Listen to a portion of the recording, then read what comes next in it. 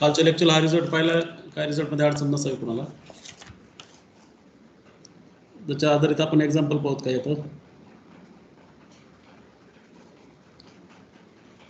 Late this Q is two, हा Q एक तर प्राईम असेल किंवा पॉवर ऑफ प्राईम असेल नेहमी, and C is the linear code given. It is of length 4.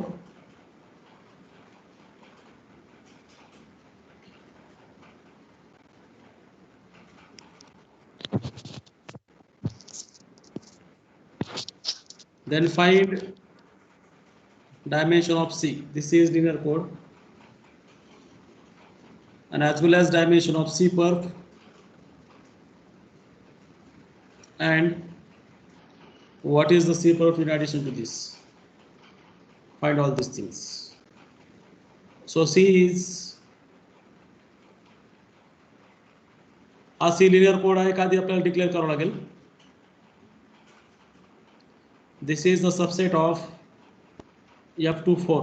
4 tuple elements are from the binary field.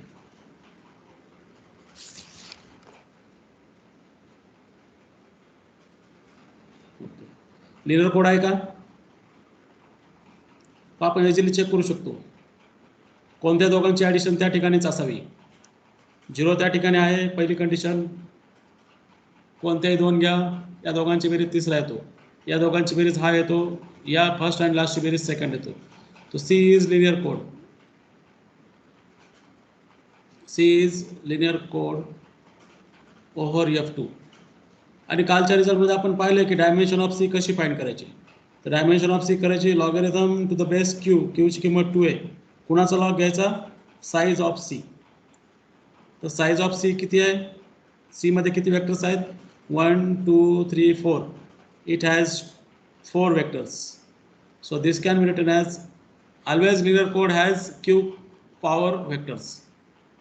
So this can be written as by the law of logarithms. One can say its dimension is 2. तर याची dimension 2 आहे. समजा तुम्हाला basis काढायला सांगितले तर तिघापैकी कोण कोण बेसिस राहील आपण पाहू शकतो. बेसिसमध्ये linearly independent set of vector असतात. तर हा बेसिसचा पार्ट असणार नाही, आणि ह्या दोघांची समेशन हा लास्ट येतोय, म्हणजे हा या दोघांवर डिपेंडेंट आहे. म्हणजे याचं एक बेसिस काढायचं म्हटलं तर एक बेसिस हा आहे. याला किती बेसिस असतील, how many basis for this vector space having dimension 2. Result आठवा, पाठीमाग घेतला रिझल्ट आठवा. याला किती बेसिस असतील, मग ते बेसिस तुम्हाला लिस्ट करावं लागतील, आणि ते बेसिस काय असतील, या वेक्टरपैकीच एक असतील. हा झाला पहिला बेसिस वेक्टर. लिनियरली इंडिपेंडंट आपण किती पेअर लिहू शकतो ते पाहू शकू आपण. दुसरा बेसिस वेक्टर हा असेल,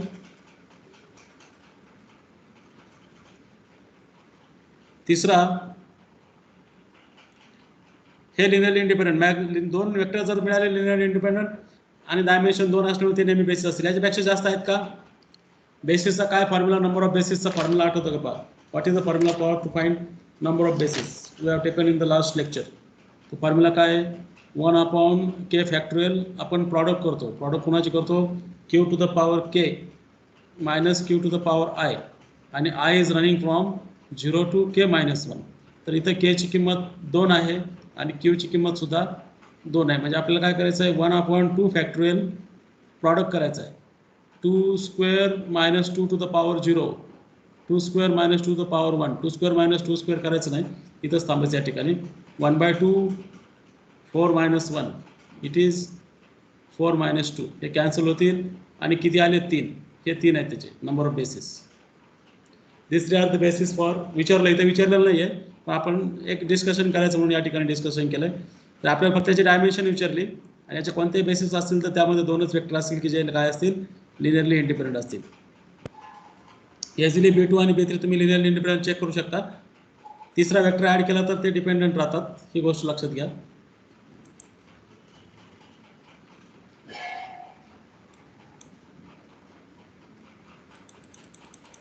नाव what next we want to find. पुढचं आपल्याला काय फाइंड करायचं होतं, क्वेश्चन आठवतंय का. आपण डायमेन्शन फाइंड केली, आता काय फाइंड करायचं आहे, dimension of C पर्फ.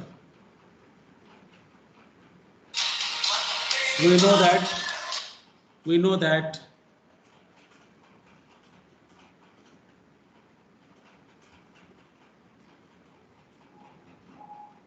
Dimension of C किती असायला पाहिजे, मला अनम्यूट करून कोणतरी बोलाय, म्हणजे तुम्ही लक्ष देता असं कळेल मला.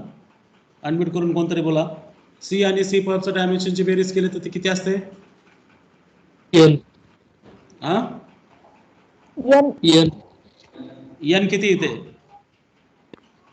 या प्रॉब्लेम मध्ये? एन किती आहे? 4.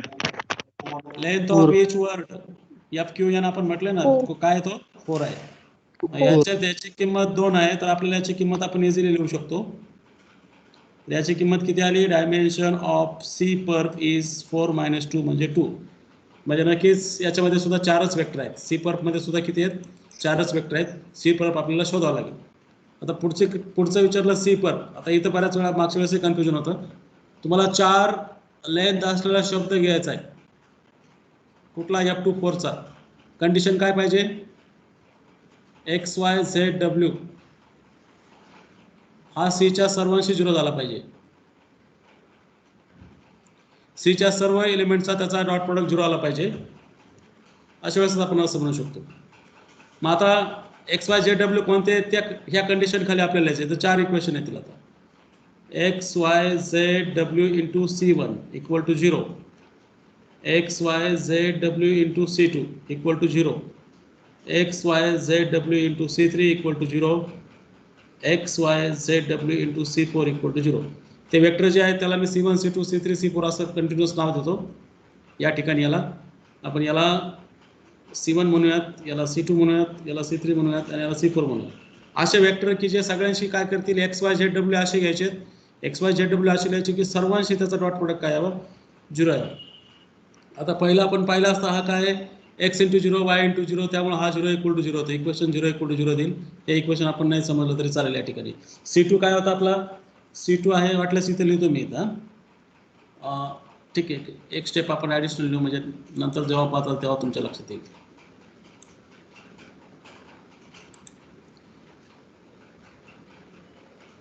This implies XYZW × 0 0 0 it is 0. This implies XYZW आपले व्हेरिएबल आहेत आणि C1 आहे 1 0 1 0, हा पण 0 आला पाहिजे. XYZW आपल्याला असे काढायचे आहेत की यांचा डॉट प्रोडक्ट 0 आला पाहिजे. आणि शेवटचं XYZW यांचा डॉट प्रोडक्ट हे फक्त टपल फॉर्ममध्ये लिहिलं तर वर्ड फॉर्ममध्ये लिहिलं आणि मग कंबाईन तुम्हाला इक्वेशन मिळतील इथे. आता हे 0 = 0 मी लिहित नाही. पहिले इक्वेशन मिळेल तुम्हाला x + z = 0. दुसरं इक्वेशन काय मिळेल? y + w = 0. आणि तिसरं x + y + z + w = 0. Corresponding coordinate multiply करायचे. x × 0, y × 1 इक्विव्हॅलेंट प्रॉडक्ट प्रमाणे, z × 0 आणि w × 1 असं प्रत्येक ठिकाणी केलं आपण. तर असे तुम्हाला इक्वेशन मिळाले. याला मॅट्रिक्स फॉर्ममध्ये द्यायचं. आपण लिनियर सिस्टीम सॉल्व्ह केलेली आहे BScला असताना. याला मॅट्रिक्स फॉर्ममध्ये लिहा. वाटल्यास मी इक्विव्हॅलेंट सिस्टीम असली तर आपल्याला XYZW असे फाइंड करायचे की हे 3 इक्वेशन त्या ठिकाणी सॅटिस्फाय व्हावे. हे 3 इक्वेशन सॅटिस्फाय व्हावे, त्यावरून मॅट्रिक्स फॉर्म लिहितो मी. 1 1 1 1 शेवटचा कॉलम 0, नंतर 1 1 0 1 0 आणि 0 1 0. थोडक्यात तुमचे ते code words, non zero code वर्डच लिहिले तुम्ही, तर दुसरं काय नाही. नॉन झिरो कोड वर्डच लिहिले.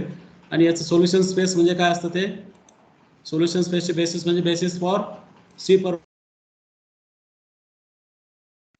तर याला रो एकलम फॉर्ममध्ये कन्वर्ट करू आपण. सेकंड रो आपण काय करू शकतो? Second row plus first row करू शकतो. इथं बायनरीमध्ये मायनसला काय अर्थच नाही, मायनस म्हणजे प्लसच आहे. 1 + 1 0 येईल, 0 + 1 येईल, 1 + 1 0 येईल, 0 + 1 1 येईल आणि 0 ॲज इट इज. आणि हा 0 म्हणजे डायगोनल 1 करायचे आणि बिलो दॅट 0 करायचे. लिडिंग 1 आपण करतोय. आता तुम्हाला हे दोघं सारखे दिसत आहेत. तुम्ही पुढचं ऑपरेशन लगेच करू शकता की याच्यातून हा मायनस करायचा की यामध्ये तो ॲड करा. बायनरीमध्ये आपण ॲडिशन सबट्रॅक्शन एकच समजा. तिथं R3 मध्ये सेकंड रो ॲड करा. आपल्याला चेंजेस असे दिसतील 0 1 0 1 0. आणि या ठिकाणी आपल्याला रँक कळेल आहे मॅट्रिक्सची रँक किती आहे? जेवढी रँक येते डायमेन्शन ऑफ सी असते. आणि नलिटी म्हणजे काय असते? डायमेन्शन ऑफ सी पर्प असते.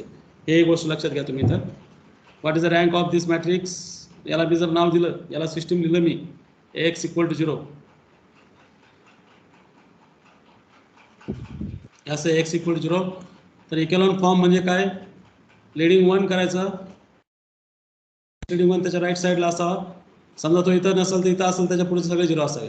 मग त्याच्या खाली नंबर ऑफ लीडिंग 1 किंवा नंबर ऑफ नॉन झिरो रोज ही असते रँक. रँक याची 2 आली आणि व्हेरिएबल संख्या किती आहे, 4 आहे. म्हणजे it has more than 1 solution. इथं फायनाईट फील्डमध्ये इनफायनाईट सोल्युशन हा प्रकार नसतो. System has x = 0 has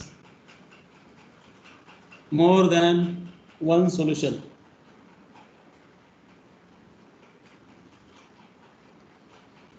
It has more than one solution and we need to find the basis for the solution space x = 0.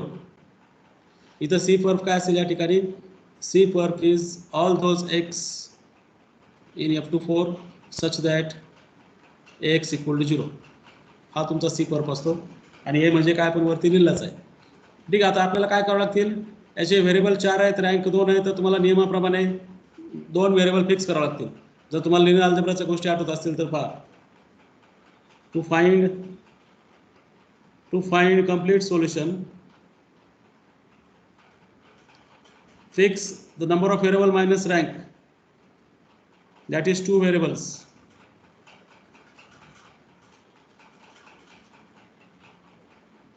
इथं फिक्स करायचे आणि मग आता पुन्हा इक्वेशन लिहायचं आणि मग त्यावरून ठरवायचं कोणाला फिक्स करायचं. इक्वेशन काय आलं, x + y + z + w हा एक इक्वेशन आहे.